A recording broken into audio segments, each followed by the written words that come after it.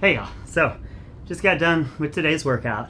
It's a real fun one. It's real nasty, but you get a lot of rest, and usually when there's a lot of rest in the workout, that's when I know to be a little worried, because I know I'm going to have to push it harder, and I know I'm going to be able to come back. So this is a fun one. Usually we do high effort, we're done. This one, it's high effort, rest, recover, another one, rest, recover, another one. So we got 3 5-minute rounds with 5 minutes of rest.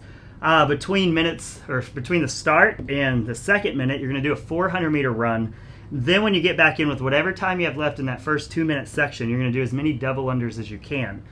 Then between minutes 2 and 3, so for the next minute, you do as many push jerks as you can. Next minute, as many push-ups as you can. Next minute, as many hang squat cleans as you can. That barbell weight is going to be the same for both of these. It's going to be 35% of your push jerk max. And then after that 5 minutes, you're just going to rest for 5 minutes and then repeat it. So how I did this is I just put a clock counting up, and I did from 0 to 5 the workout, 5 to 10 rest, and then starting at 10 did it again. So I just had that clock counting up the whole time, just kind of watched it as I went. So a few things about scaling and adjusting this one. We'll have at-home variations in the description and on the workout blog. But really what we're looking at is for a run distance where if you're running your fastest, you absolutely 100% could get it done in under a minute and a half, preferably minute 15 as your fastest.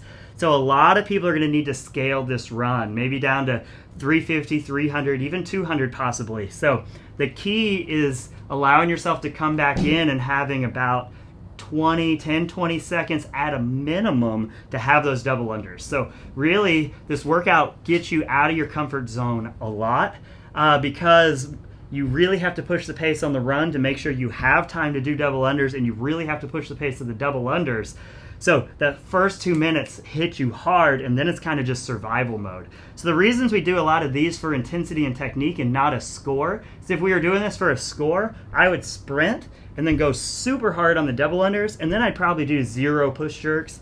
I'd do a crap load of pull-ups, and then I would just do a few hang squat cleans. And I think I'd get a better score than if I actually tried to fill up my minutes as best as I could with these exercises. So something to keep in mind, it's not always about score. So what I want you doing in this one is strategizing with kind of blinders on, is how do you get the most out of this minute? Then how do you get the most out of that? With that going on, how do you get the most out of that, and so on. So really what I found is I only had, and you should expect to have 10 to 30 seconds here on the double unders. If you don't quite have double unders, you can just do maybe one attempt at double unders and then finish it with singles, because it's going to be kind of fast paced there.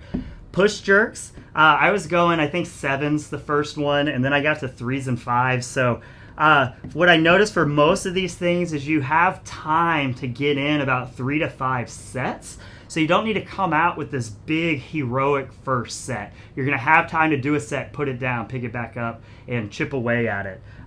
So that's kind of what I felt on all of these things. And then you're just kind of feeling it out, and just make sure to be a little conservative on that first set, and don't put those first sets out to muscle failure. So really what it feels like is you're just kind of battling, but the good news is you know that once you're nearing the end of these minutes, you don't have to come back to this thing until after you have a really, really long rest. So what I felt was I wasn't 100% recovered. I don't think you can be 100% recovered, but I felt pretty good going into the next rounds. And going into them, my legs were tired, and I got that kind of dizziness going a little faster than usual, but it's all about just using that 5 minutes to try and get your heart rate down, control your breathing, prepare mentally for the next one. And when you're in the middle of these things, just be in the middle. Have your focus right on it. So if you're going to get these wrong, go too light.